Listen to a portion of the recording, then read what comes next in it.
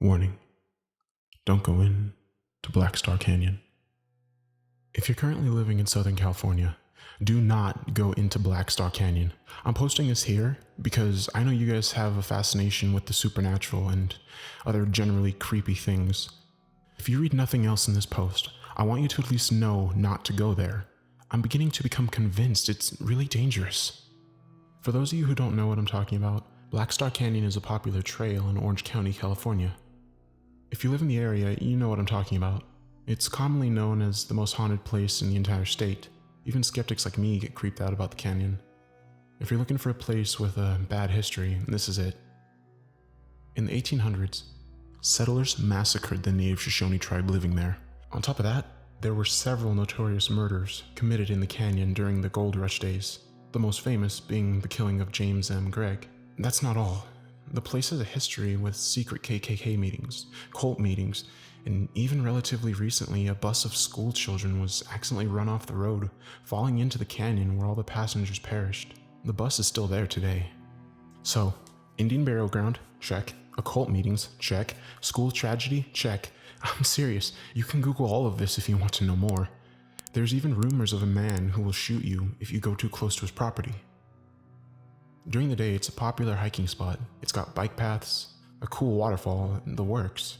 At night, it becomes something entirely different.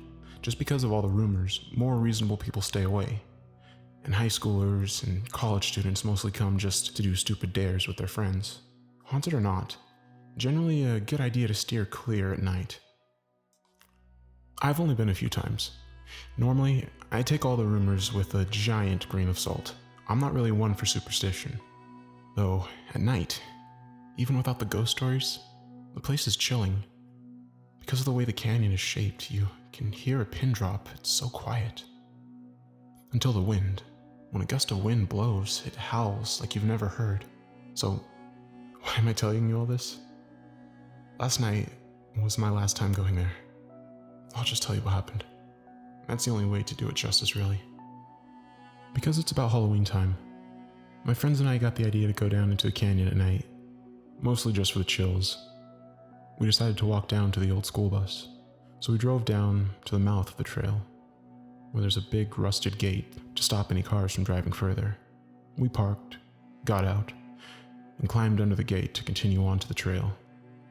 We were a group of 3 college guys, so we weren't too worried about anyone trying to mess with us.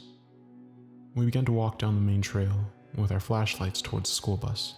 I'd actually never been that far into the canyon before, but I wasn't at all scared. We mostly joked, threw rocks into nearby bushes to freak each other out. Everything was going pretty well, until we actually got to the bus.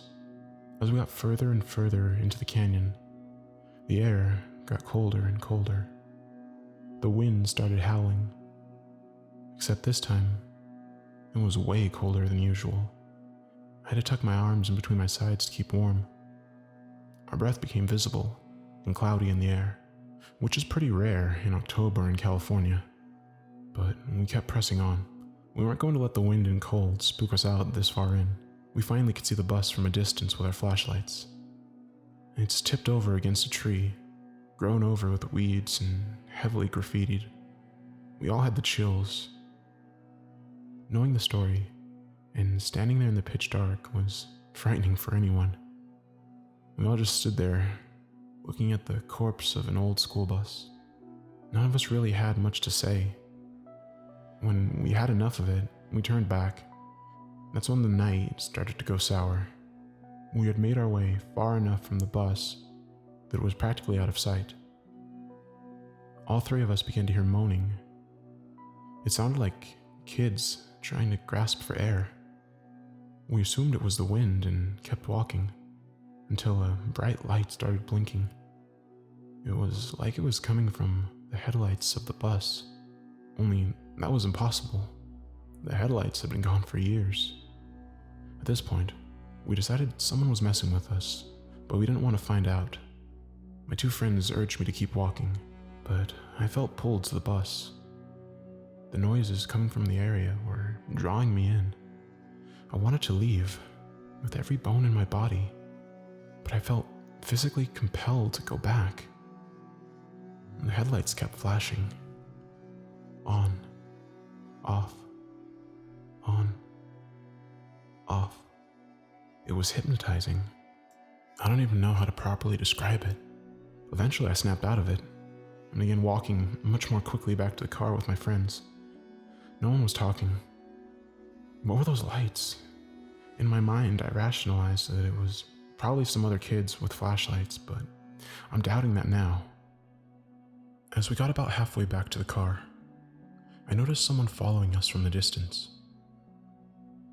What looked like a man was standing about 100 yards behind us, motionless. I guessed he must have been a jogger or someone out for a late night run, but I knew that wasn't true. I didn't tell my friends about him. We were all creeped out enough and he wasn't threatening us. But every time I looked behind me, it seemed he had inched closer to us. I tried to ignore him. And finally, I could see the car again. I just wanted to get back. When we had finally made it, my friends began to climb into the car. When they noticed the man too, now he was standing right at the edge of the gate. It was too dark to see any of his features, but I took a few steps forward with my flashlight and asked him if he needed something from us. When my light hit him, I froze. He looked nearly identical to me. Same hair, same face, same clothes, only a little taller and sickly looking, like a real-life doppelganger. He was giving me the 1,000-meter stare. His dead-looking eyes locked right onto mine. I slowly backed away and ran back to the car. I didn't even know what to say to my friends. I just saw myself, or did I? I just told them everything was okay, but we should probably get going. They sped out back onto the streets, and even though we had gotten our distance from the doppelganger, I still didn't feel totally safe. I've heard lots of rumors about the things that happen in Black Star Woods. This phenomenon was new to me. But that's not even the weirdest part. When I came home from class this evening, I had a Facebook notification. It was from my ex. She lives in a town called Koto de Kaza. We hadn't talked in months, so it was kind of weird. The message read, "Hey, what were you doing in Koto last night?" Yeah, here's the thing. I wasn't. I'm debating filing a police report. I haven't responded to the message yet. The thing I want is other people to get involved. I'm just not sure though. I don't even know if I'm perceiving everything right. All I do know is don't go into those woods. I hope this is all over. I'll update you if anything develops.